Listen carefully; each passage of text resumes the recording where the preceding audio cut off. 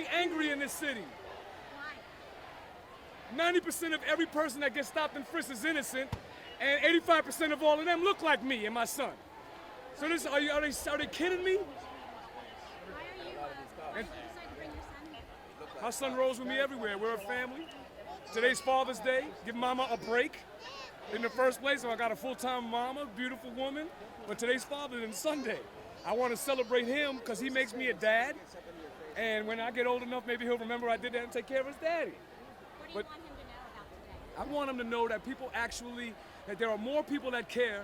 There are more people who are willing to stand up and fight for what's right, people's rights, than there are people who are willing to violate our rights. The people who violate our rights might have strength, they might have badges and some sort of public authority, but they are violating the spirit of their job. Police officers are sworn to the Constitution of the United States. They are not sworn to any white shirt captains or mayors who are telling them to violate the law. And that's what we want them to know, and I want my son to know there are more of us than there are of those other folks who would otherwise want to shut us down. What do you think about the idea that these strategies and tactics make us safer in the long run? It's not proven. I work for the State Department right now. I just got back from a cultural ambassador trip to Colombia, working with the United Nations Office of Drug and Crime.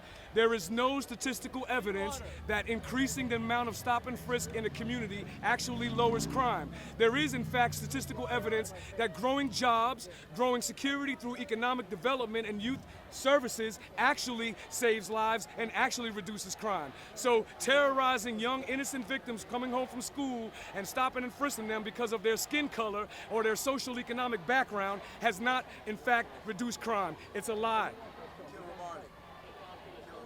And this black and black crime, it's all talking points because the people who kill white people are white people. The people who kill Asians are predominantly killed by Asians. This black and black crime, it's a talking point. White people kill white people and Asians kill Asians. There's no black on black crime. That's something they say to us to take our minds off the fact that they're discriminating against us and they're killing our sons. And we don't want this young man to grow up in a society where police officers feel he's a criminal simply because of how he looks.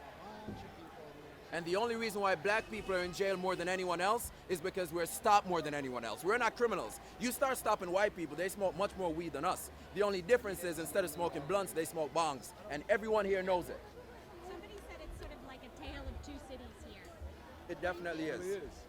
Tell me what you think about that. What does that even mean to you? It means that if, like Brother Sharpton said the other day, if you're born in New York City and you're white, you're a citizen. If you're black, you're a suspect. If you look like me and you're going in your home, they're going to stop you and claim that it's clean halls. What is clean halls? I'm not dirty. I live in New York City. I live in a nice neighborhood. But simply because of how I look, police officers feel that they can stop you and think that you're up to a crime.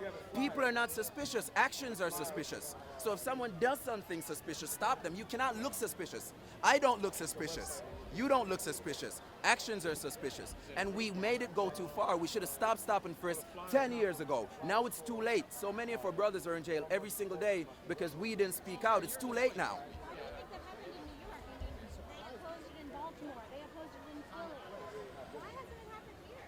We've got a bigger police force. We've got a more aggressive population. Why didn't And that's why we have to stop it here, because New York is the metropolis of black America. If they can do it in New York, they can do it anywhere. The drugs came into New York first before it was a national problem. Stop and frisk is a national problem here because if black New Yorkers don't stop it, they're going to do it to all of our people. And black and brown people are 53% of New York City. That means we're a majority and we live in a democracy. So if 53% of black and brown New Yorkers decide that you have to stop and frisk, you have to stop it.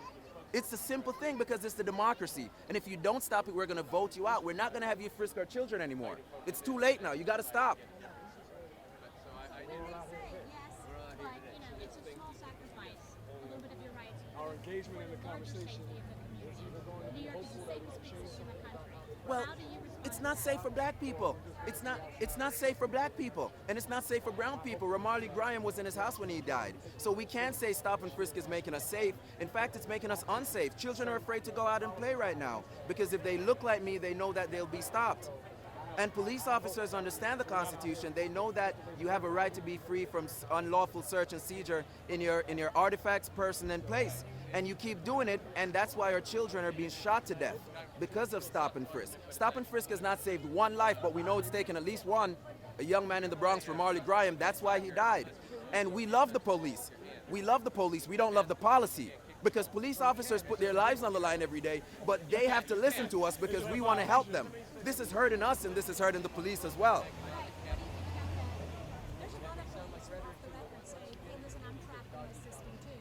I'm a number two because all that matters is numbers that I bring in. I understand if you're a young police officer who's 35 and you have a pregnant wife and your commander is telling you need the numbers, what are you going to do? But that's why we need more police officers to come together and say stop this, because there are a lot of good police officers out there. I know this. I work with them every single day. They're good guys and they want to do the right thing, but the pressure that's coming from up top is way too much. And we have to stop it, and we have to stop it now, because otherwise the police are at risk and we're at risk, and we don't want that.